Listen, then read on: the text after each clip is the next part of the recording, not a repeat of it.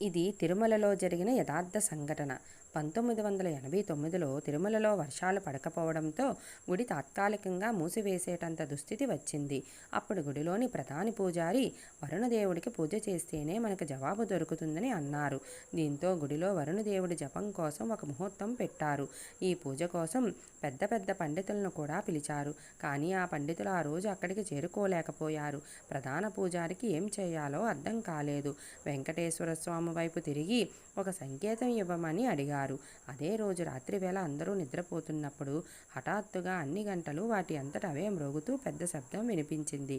అదే సంకేతంగా తీసుకుని తరువాతి రోజు వరుణదేవుడి జపం మొదలుపెట్టారు. 3 రోజుల వరకు ఈ జపాన్ని చేస్తూనే ఉన్నారు.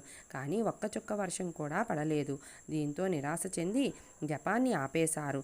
అందరూ ఎవరింటికి వాళ్ళు వెళ్తున్నప్పుడు మేఘాలు లేకున్నా కూడా తిరుమలలో భారీ వర్షం పడింది.